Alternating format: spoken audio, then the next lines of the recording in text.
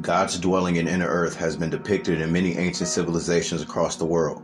For the vast majority of the world, inner earth is a topic widely unexplored and unheard of.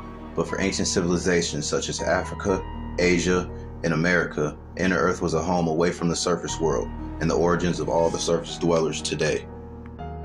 Agartha is said to be the capital of the lost inner earth kingdom that is connected to every continent on earth through tunnels inside the earth that lead to caves of the surface world, and some of which may be connected to ancient ruins and structures. Alexandre Saint-Yves was a 19th century man who was an occultist/philosopher who grandfathered French esoteric tradition. He learned the Hebrew language and went on to learn the ancient writing of Sanskrit, which is said to be an older language, and it is where his obsession and knowledge of the world grew deeper.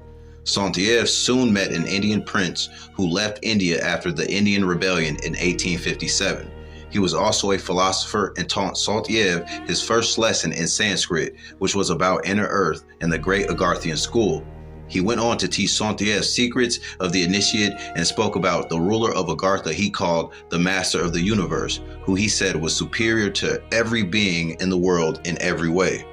The realm of Agartha is said to hold great wisdom of ancient secrets and the knowledge of the primordial language known as Vatanian, the language of the ancients. Saint-Yves said the entrance of Agartha is located deep in the Himalayan mountains, and it is the capital of all inner earth civilizations, with a population of millions. Not a cave-dwelling primitive place, but a sanctuary for knowledge with massive structures and stone libraries with Sanskrit written on the pillars. Saint-Yves said the beings of Agartha once lived on the surface world, but were driven to inner earth with the onset of the Kali Yuga. The present cycle of the Dark Ages is described in Hindu chronology around 3200 BC. Once inside earth, the Agarthians, according to Saint-Yves, built aircrafts, roadways, and temples with advanced knowledge that they had, and constructed a massive utopia inside the earth. According to Saint-Yves, Agarthians keep close watch on the discoveries of mankind, and due to them not growing with the surface world, they developed two tongues to speak different languages simultaneously. Saint-Yves wrote a book called Mission of India, where he talks more about Agartha and alludes to it being a very real place, and knowing where to look is all you need to find it.